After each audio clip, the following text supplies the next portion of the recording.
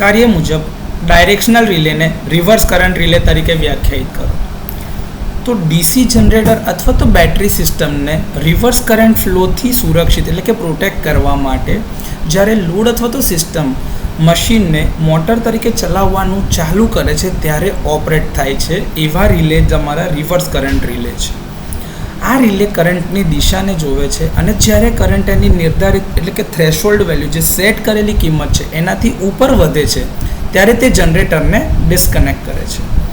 જ્યારે વોલ્ટેજ અને કરંટ વચ્ચેનો ફેઝ એંગલ 0 સિવાય એટલે કે શૂન્ય સિવાયની કોઈ પણ એક વેલ્યુ એટલે કે મૂલ્ય પર હોય છે ત્યારે રિઝલ્ટન્ટ ક્વોન્ટિટી એટલે કે પરિણામી જે ક્વોન્ટિટી હશે એના દ્વારા ઉત્પન્ન થતું ટોર્ક એ તેના મહત્તમ મૂલ્ય સુધી પહોંચે છે. આ ત્યારે રિલે કાર્ય કરે છે. હવે એ વખતે જ્યારે મેક્સિમમ ટોર્ક ઉપર પહોંચશે એટલે ટ્રીપ કોન્ટેક્ટ તમારા ક્લોઝ થશે જેના કારણે રિલે ટ્રીપ કમાન્ડ ઇસ્યુ કરે છે. આ પ્રકારના રિલેમાં વોલ્ટેજના ઘટાડા એટલે કે રિડક્શન થતું હશે એની સામે કમ્પન્સેશન પણ આપવામાં આવતું હોય છે. હવે ડીસી સિસ્ટમમાં જો વાત કરીએ તો રિલે જે છે એ કરંટની દિશાને આધારે કાર્ય કરે છે જેમાં પરમનન્ટ મેગ્નેટ મૂવિંગ કોઇલનો સામાન્ય રીતે ઉપયોગ કરવામાં આવે છે. રિવર્સ કરંટ રિલે જે છે એક ડાયરેક્શનલ રિલે પ્રકારનું છે જેમાં મુખ્યત્વે ડીસી મશીનો અથવા તો બેટરી સિસ્ટમ માટે ઉપયોગમાં લેવામાં આવતા કરંટની દિશા ઉપર આધારિત છે.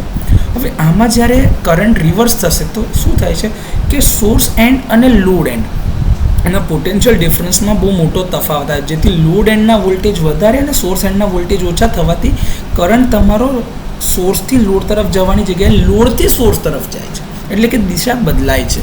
હવે એ કેસમાં તમારું કરંટનું મૂલ્ય જો વધારે હશે ત્યારે રિવર્સ કરંટ રિલે એક્ટિવેટ થશે અને સિસ્ટમને એટલે કે જે જનરેટર લાગેલા હશે એસી સિસ્ટમમાં તેને અલગ કરી નાખશે બસ બારથી અને જો મોટરિંગ ડીસી સિસ્ટમ હશે તો ડીસી સિસ્ટમમાં એ રિલે અલગ કરશે જેથી કરીને તમારી બેટરીનું રિવર્સ ચાર્જિંગ ના થાય, રિવર્સ કરંટ ફ્લો અંદર જાય ના. આ રીતે ડાયરેક્શનલ રિલે રિવર્સ કરંટ તરીકે વાપરી શકાય છે.